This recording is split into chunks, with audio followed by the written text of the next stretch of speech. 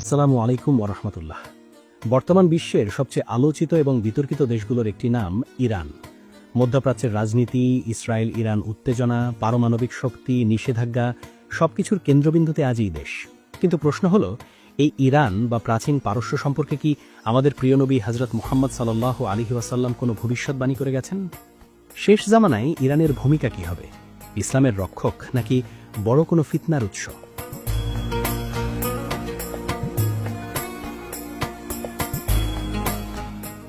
আজ থেকে প্রায় ১৪০০ বছর আগে, যখন আধুনিক রাষ্ট্র ব্যবস্থা, যুদ্ধবিমান বা পারমাণবিক শক্তির কোনো ধারণাই ছিল না, ঠিক সেই সময়ে নবীজি সাল্লাল্লাহু আলাইহি ওয়াসাল্লাম পারস্য জাতি সম্পর্কে এমন কিছু কথা বলে গেছেন যা আজকের বাস্তবতার সঙ্গে অদ্ভুতভাবে মিলে যায়। আজকের ভিডিওতে আমরা কোরআন ও সহিহ হাদিসের আলোকে গবেষণামূলক দৃষ্টিভঙ্গিতে জানার চেষ্টা করব ইরান নিয়ে ইসলাম কি বলে, আর আমাদের জন্য এর শিক্ষা কি।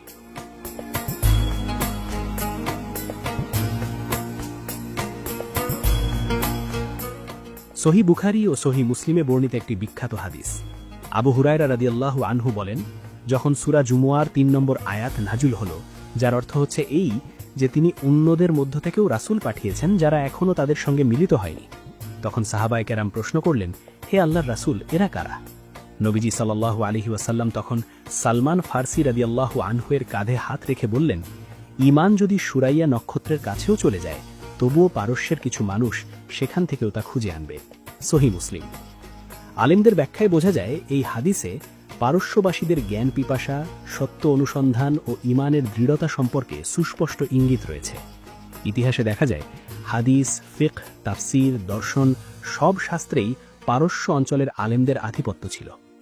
ইসলামের ইতিহাসে আমরা দেখি, ইমাম আবু হানিফা রাহমাতুল্লাহ আলাইহি, ইমাম গাজ্জালি রাহমাতুল্লাহ আলাইহি, ইমাম তাবারি রাহমাতুল্লাহ আলাইহি, এদের অনেকেই পারস্য অঞ্চলের সন্তান।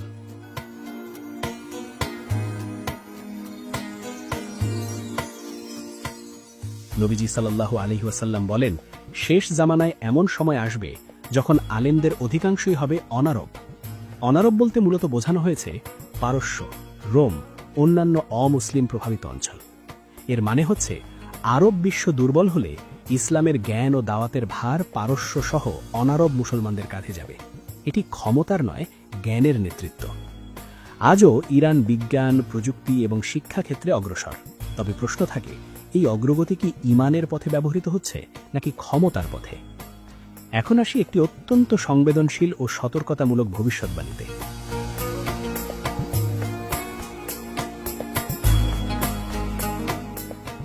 সহিহ মুসলিমে বর্ণিত হাদিসে নবীজি সাল্লাল্লাহু আলাইহি ওয়াসাল্লাম বলেন, দাজ্জাল বেরোবে, তার সঙ্গে ইস্পাহান থেকে ৭০,০০০ ইহুদি থাকবে, যাদের পরনে থাকবে তাইলিসান নামক বিশেষ চাদর। ইস্পাহান আজকের ইরানের একটি ঐতিহাসিক শহর। এখানে বহু শতাব্দী ধরে একটি বড় ইহুদি সম্প্রদায় বসবাস করে আসছে। এখানে একটি গুরুত্বপূর্ণ বিষয় পরিষ্কার করা দরকার। এই হাদিস পুরো ইরান জাতিকে অভিযুক্ত করে না, বরং এটি একটি নির্দিষ্ট স্থান ও নির্দিষ্ট গোষ্ঠীর কথা বলে। তাই পুরো ইরানকে দোষী সাব্যস্ত করা যাবে না। এটি আমাদের জন্য সতর্কবার্তা। কোনো জাতি একদিকে ঈমানের শীর্ষে উঠতে পারে, আবার একই জাতির ভেতর থেকেই বড় ফিতনার জন্ম হতে পারে।